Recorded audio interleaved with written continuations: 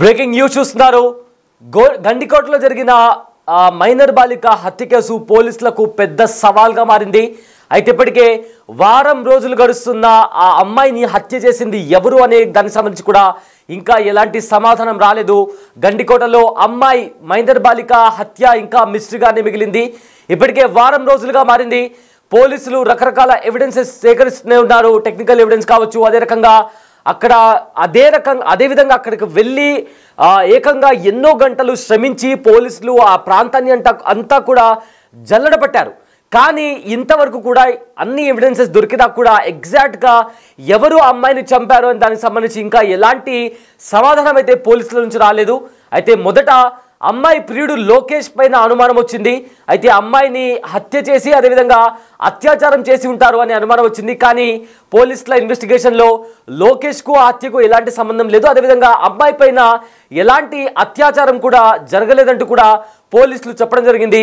ఆ తర్వాత కుటుంబ సభ్యులపైన అనుమానం వచ్చింది. ఇది పరువు హత్య అన్నట్లుగా కూడా కొన్ని అనుమానాలు వచ్చాయి.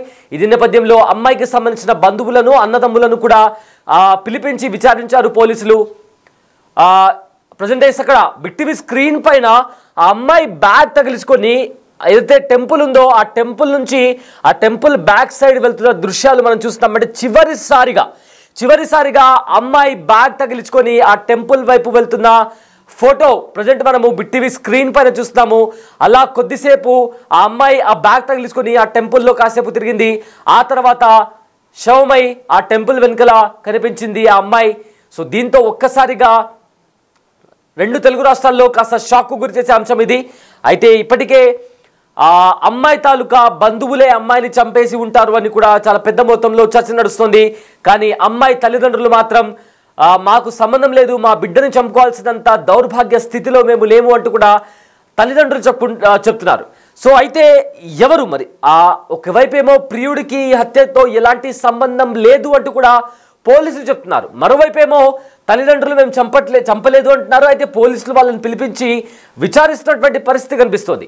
కానీ దీనికి సంబంధించి అటు తల్లిదండ్రులు కాదు, ప్రియుడు కాదు, కానీ మూడో వ్యక్తి ఏమైనా అక్కడ వచ్చిన కొంతమంది పర్యాటకులు వాళ్ళు ఏమైనా అమ్మాయిని హత్య చేశారనే కోణంలో కూడా దర్యాప్తు చేస్తున్నారు. చాలా వరకు కూడా 60 మందికి పైగా అక్కడికి వచ్చిన వాళ్ళని కూడా ఇన్వెస్టిగేట్ చేశారు, విచారించారు అన్నట్టుగా తెలుస్తోంది.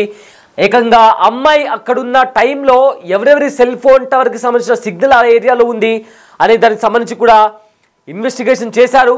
బట్ అయినా కూడా ఇంకా ఈ కేసుకి సంబంధించి ఇంకా మిస్టరీ విడట్లేదు. అయితే వారం రోజులుగా క్లూస్ టీమ్ అదేవిధంగా చాలామంది ఉన్నతాధికారులు అక్కడ చేరుకొని ఆ ప్రదేశంలో అమ్మాయి ఉన్న ప్రదేశంలో కూడా తనిఖీలు చేశారు. అయితే హత్యకు ముందు కోటలోని ఒక గుడి ఆలయంలో ఒంటరిగా ఆ అమ్మాయి తిరిగింది. అంటే ఆలయం అంతా కూడా అమ్మాయి తిరిగిన దృశ్యాలు కూడా మనము బిగ్ స్క్రీన్ పైన చూస్తున్నాము. అయితే పర్యాటకుల సెల్ఫీ ఫోటోల్లో కూడా ఆ అమ్మాయి కనిపించింది. ఇక యువతికి సంబంధించిన ఫోటోలను కూడా సేకరించారు పోలీసులు. ఈ నెల 14న గండికోటలో ఇంటర్ స్టూడెంట్ హత్య ఇప్పటికే కలకలం రేపుతోంది. అయితే మొదట ప్రియుడు లోకేష్ పైన అనుమానం వచ్చింది. ఆ తర్వాత కుటుంబ సభ్యుల పాత్ర ఉందా అని కూడా విచారణ చేశారు. అయితే ఇప్పటి వరకు ఆ చిక్కుముడి విప్పేందుకు కూడా పోలీసులు తంటాలు పడుతున్నారు. సో ఈ నెల 14న అంటే ఇవాళ 23వ తేదీ, అంటే ఆల్మోస్ట్ 10 రోజులు కావస్తుంది.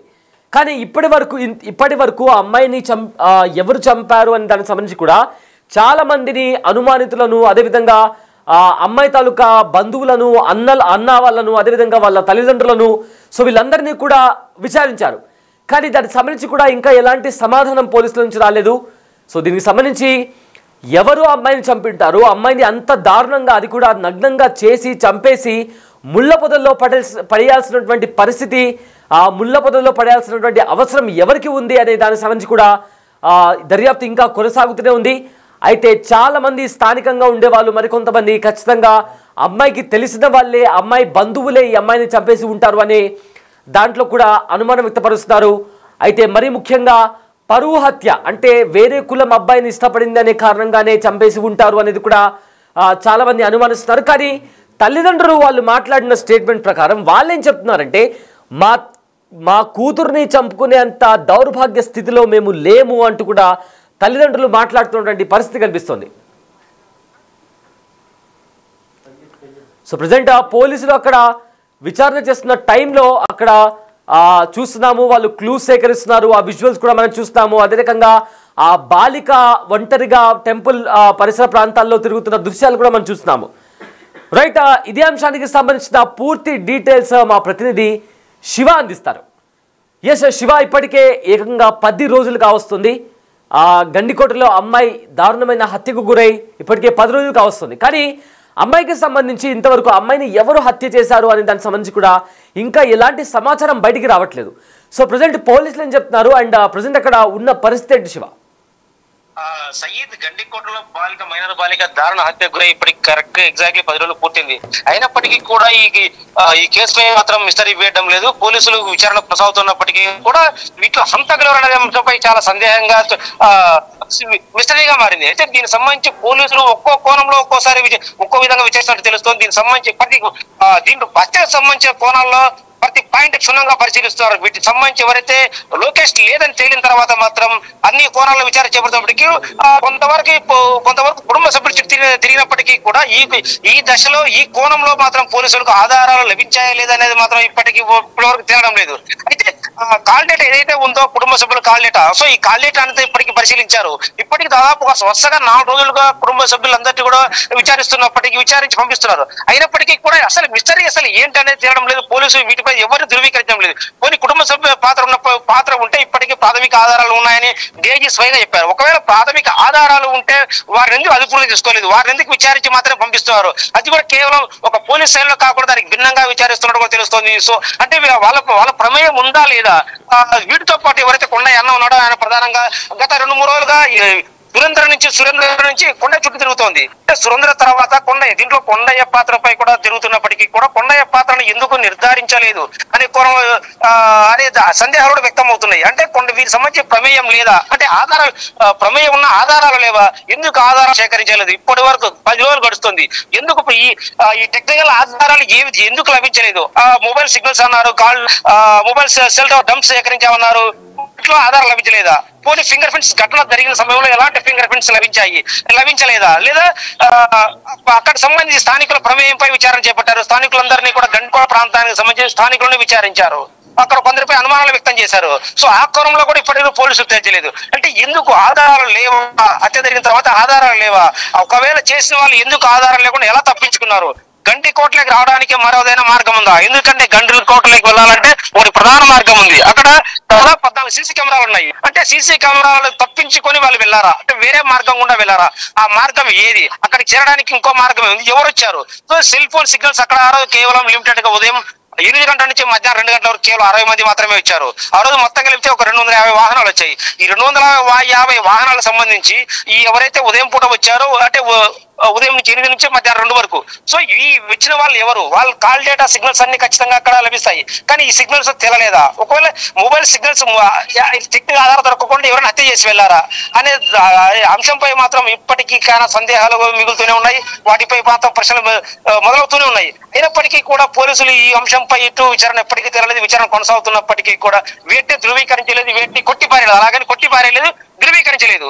సో ఈ నేపథ్యంలో మాత్రం ఈ మిస్టరీగానే కొనసాగుతోంది. అంటే 1-2 రోజుల్లో కూడా దాదాపు మిస్టరీ వీడే అవకాశం తేలినప్పటికీ కూడా ఇప్పటి వరకు పోలీసులు మాత్రం కుటుంబ సభ్యులను విచారించి పంపిస్తున్నారు తప్పిస్తే వాళ్ళ అదుపులో తీసుకోలేదు. అంటే వాళ్ళ పాత్ర లేదా? ఒకవేళ పాత్ర లేకపోతే ఇంకెవరైనా ఉన్నారా?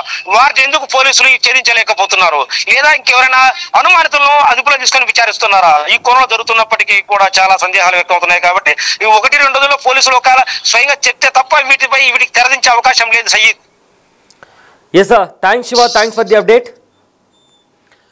సో ప్రజెంట్ గండికోటలో అమ్మాయి మైనర్ బాలిక హత్యకు గురై ఇప్పటికే 10 రోజులు కావస్తుంది. కానీ దానికి సంబంధించి కూడా పోలీసులు రకరకాలుగా విచారణ చేస్తున్నారు, ఇన్వెస్టిగేషన్ చేస్తున్నారు. అక్కడ డాగ్ స్క్వాడ్ వచ్చింది, క్లూస్ టీమ్ వచ్చింది. అయితే కాస్త డిఫరెంట్గా ఈ కేసుని సవాల్గా తీసుకొని ఈ కేసుని ఛేదించే ప్రయత్నం చేస్తున్నారు. అయితే మొదట అమ్మాయి ప్రియుడి పైన అనుమానం వచ్చింది, కానీ అతను ఆ కేసులో లేడు అని తెలిసిన తర్వాత లోకేష్ అనే వ్యక్తిని కూడా ఈ కేసు నుంచి రూల్ అవుట్ చేస్తున్నామంటూ కూడా పోలీసులు చెప్పారు. అయితే ఆ తర్వాత పరువు హత్య కోణంలో కూడా దర్యాప్తు చేస్తున్న భాగంలో అక్కడ ఉన్న ఎవరైతే అమ్మాయికి సంబంధించిన అన్న వాళ్ళు ఉన్నారో వాళ్ళ కుటుంబ సభ్యులను కూడా విచారించినటువంటి పరిస్థితి కనిపించింది. అయినా కూడా ఇప్పటి వరకు కూడా అమ్మాయికి సంబంధించి ఆ అమ్మాయిని ఎవరు హత్య చేశారు, ఎందుకంటే ఆ చాలా మంది పర్యాటకులు కూడా వచ్చారు, ఆ పర్యాటకుల్లో ఎవరైనా హత్య చేశారనే కోణంలో కూడా దర్యాప్తు చేస్తున్నారు. ఇక గండికోటకి ముఖ్య ద్వారం నుంచి కాకుండా మరి ఏదైనా ఇతర రూట్ ఏమైనా ఉందా లోపలికి రావడానికి, అంటే ఆ గుడి వెనుకల నుంచి రావడానికి ఏదైనా ఇతర మార్గం ఉందా అనే కోణంలో కూడా పోలీసులు దర్యాప్తు చేస్తున్నారు. అయితే ఈ కేసు పోలీసులకు చాలా పెద్ద సవాల్గా మారింది, ఒక పెద్ద చిక్కుముడిలా మారింది. అందుకే ఇంత ఇన్వెస్టిగేషన్ చేస్తున్నప్పటికీ వాళ్ళకి కాస్త క్లూస్ కూడా దొరికాయని చెప్పారు. కానీ ఇంకా నిందితులు ఎవరు అని దానికి సంబంధించి ఇంకా క్లారిటీ రాలేదు. సో మరో 2 రోజుల్లో పోలీసులు ఒక ప్రెస్ మీట్ నిర్వహించి నిందితులకు సంబంధించి అండ్ ఈ కేసుకి సంబంధించిన రీసెంట్ డెవలప్మెంట్స్ గురించి కూడా చెప్పే అవకాశం ఉన్నట్లు కనిపిస్తోంది.